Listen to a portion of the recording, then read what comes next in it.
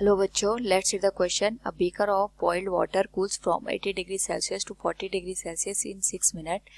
What is the time taken to cool from 40 degree Celsius to 30 degree Celsius? The temperature of the surrounding is 20 degree Celsius. Here we have given 4 options. Now to answer this question, first we will discuss here the key concept, and here the key concept will be given as Newton's law of cooling. तो हमारे पास यहाँ पे temperature का जितना difference होता है किन्हीं भी दो ऑब्जेक्ट के बीच में, सपोज ये यहाँ पे ऑब्जेक्ट है जिसका टेम्परेचर T1 है और इसका टेम्परेचर T2 के बराबर है. यहाँ पे हम T1 का टेम्परेचर ज़्यादा कंसिडर करते हैं T2 के कंपैरिजन में.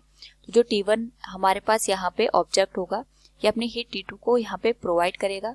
यानी यहाँ पे अगर हम देखें तो जो ऑब्जेक्ट के कूल होने का रेट है ये डिपेंड करेगा कि हमारे पास यहाँ पे टेम्परेचर का डिफरेंस कितना ज़्यादा है. जितना ज़्यादा डिफरेंस होता है टेम्परेचर का, जो कूल होने का रेट है वो उतना ज़्यादा होता है. यानी कूल होने में हमें उतना कम टाइम लगता है. जितना टेम्परेचर का डिफरेंस कम हो जाता है, कूल होने का जो यहाँ पे टाइम होता है वो बढ़ जाता है. इसको मैथमेटिकली इस तरीके से रिप्रेजेंट कर सकते हैं. T0 will be given as 2.3026 divided by K into log 10 into T1 minus T0 divided by T2 minus T0. यहाँ पे T1 T2 इनिशियल टेम्परेचर और T0 सराउंडिंग के टेम्परेचर को रिप्रेजेंट करता है. तो दो केसेस हमारे पास दे रखे हैं. जो फर्स्ट केस है, फर्स्ट केस के अकॉर्डिंग अगर हम यहाँ पे बात करें तो हमारे पास जो टेम्परेचर है यानी इनिशियल टेम्परेचर वो 80 डिग्री सेल्सियस गिवन है और जो फाइनल टेम्परेचर हमें दे रखा है वो 40 डिग्री सेल्सियस है. लेकिन इस पर्टिकुलर केस में जो टाइम की वैल्यू है दैट इज 6 मिनट. तो अगर हम गिवन फॉर्मूले में वैल्यू पुट कर दे तो 6 की जो वैल्यू होगी that will be 2.3026 divided by K into log 10 into T1 की वैल्यू आ जाएगी 80 माइनस सराउंडिंग का जो टेम्परेचर है 20 डिग्री सेल्सियस है. This will B divided by 40 minus 20. 80 degree Celsius का जो टेम्परेचर है 40 डिग्री सेल्सियस में कन्वर्ट हो रहा है 6 मिनट में. यहाँ पे जो K है ये हमारे पास यहाँ पे थर्मल कंडक्टिविटी को इंडिकेट करते हैं.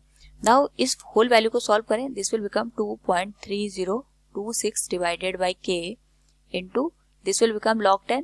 तो ये आ जाएगा 80 minus 20 60 divided by 40 minus 20. This will become 20.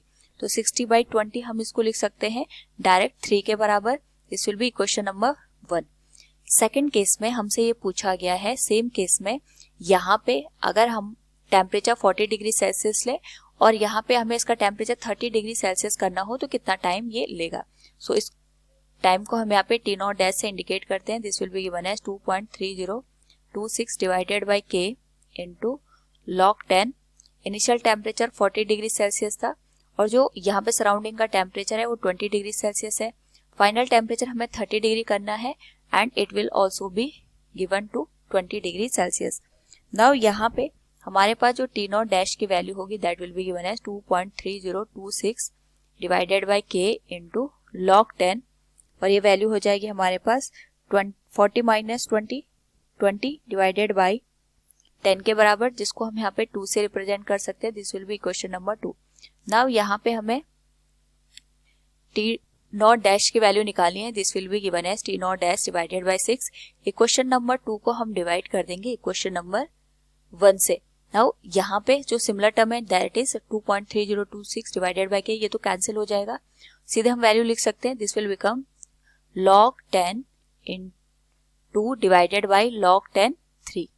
Now यहाँ पे अगर हम बात करें T0 डैश की तो लो जो log 2 की वैल्यू होती है हमारे पास that will be given as 0.3010 और log 3 की जो वैल्यू होती है that is 0.477. इसको हम 6 से इंटू करेंगे तो जो हमारे पास रिक्वायर्ड आंसर आएगा that will become 3.78 मिनट.